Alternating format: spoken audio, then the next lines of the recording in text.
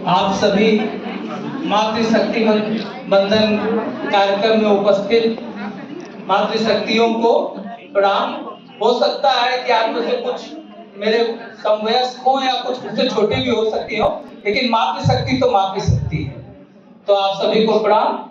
और जैसा कि हमारे अग्रज और गार्जियन स्वरूप डॉक्टर जगदीश सिंह जी और हमारे डॉक्टर अमिताभ राव मौसा जी के सौजन्य से आप लोगों के बीच उपस्थित होने का अवसर मिला, तो आपका कीमती समय जाया ना करते हुए कुछ बातें करना चाहूंगा।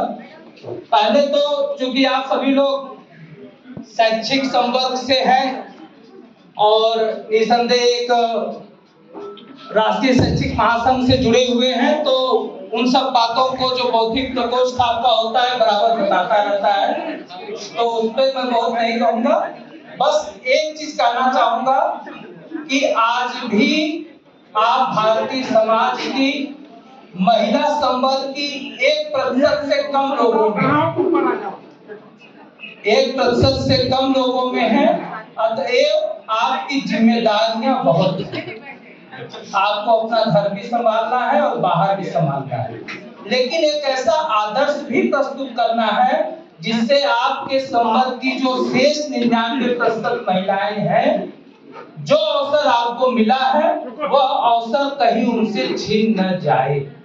उस जिम्मेदारी का सदैव आपको भान रखना है और उनके लिए भी जिम्मेदारी उत्पन्न हो, ऐसे अवसर आपको उत्पन्न करना है। मैं अपना परिचय दे दूं। मेरा नाम ब्रजेश है। मैं वरिष्ठ कोषाधिकारी संत रविदास नगर भदोही में हूँ और नव भारत निर्माण समिति का मानद सचिव हूँ। नव भारत निर्माण समिति वस्तुतः भारत के आजादी के वर्ष 2047 शताब्दी वर्ष 2047 तक भारत को कैसे एक विकसित राष्ट्र बनाया जाए उस पर कार्य कर रही है। विकसित राष्ट्र का संदर्भ सिर्फ आर्थिक नहीं है, सिर्फ वैज्ञानिक नहीं है, बल्कि सामाजिक और सांस्कृतिक भी है। और काशी हमारी समिति का मुख्यालय है। जैसा आपको पता है कि बनारस विश्व की सांस्कृतिक, धार्मिक एवं पर्यटन की राजधानी है, और यह सिर्फ कहने की बात नहीं है, वैश्विक संस्थाओं ने इसे वैश्विक मंचों पर स्वीकार किया है। जैसा कि आप लोगों को पता होगा, संघाई सहयोग मंच पर भी वर्ष 2022-23 का अंतर्राष्ट्रीय राजधानी बनारस को माना गया था शैक्षिक, पर्यटन एवं धार्मिक दृष्टि से। ऐसे बनारस में जो कि विश्व की सर्व विद्या की राजधानी है, जो बीएचयू का कुल गीत है कि ये सर्व विद्या की राजधानी, तो सर्व विद्या की इस राजधानी में कोई ऐसा बड़ा साहित्यिक आयोजन नहीं हो रहा था जो वैश्विक स्तर पर अपनी एक पहचान बनाए। इसी कमी को पूरा करने के लिए नव भारत निर्माण समिति ने काशी की जनता के सहयोग से बनारस लिट फेस्ट, काशी साहित्य कला उत्सव के नाम से एक प्रयास शुरू किया। यह प्रयास वस्तुतः 2 वर्ष पुराना है। पिछले वर्ष इस नाम से हम लोगों ने बीएचयू के स्वतंत्रता भवन में किया और आप सभी लोगों में से कई लोग उसमें भाग भी लिए थे और लगभग 20 से 25 हजार लोग प्रत्यक्ष रूप से उस कार्यक्रम में जुड़े थे।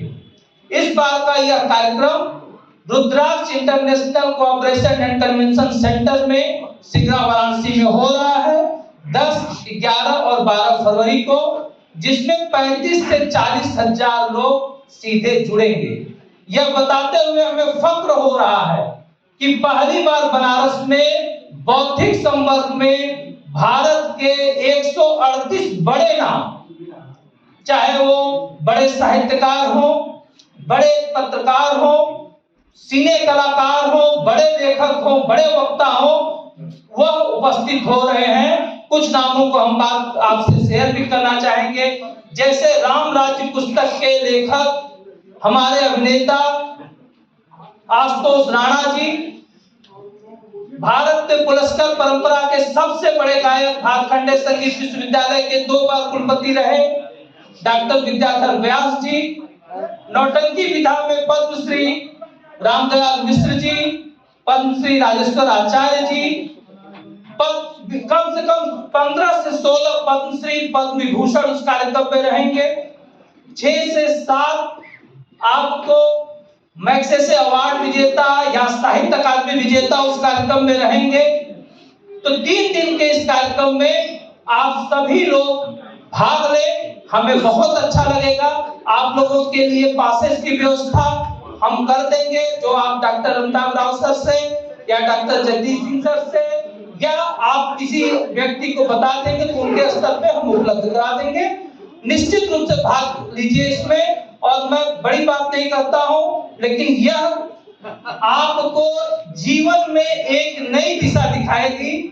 लोग पूछते हैं इसके करने का उद्देश्य क्या है, तो मैं सिर्फ ये कहता हूं कि हमारा संविधान का आर्टिकल 51A कहता है कि हमें अपनी संस्कृति की रक्षा और उसको बढ़ाए रखने का प्रयास करना चाहिए।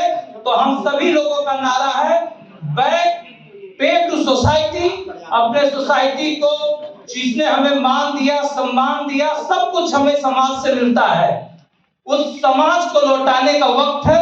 हम उसे लौटाएं। और देश को अगर विश्व गुरु बनाना है तो हम लोगों को अपने अपने हिस्से का काम करना पड़ेगा।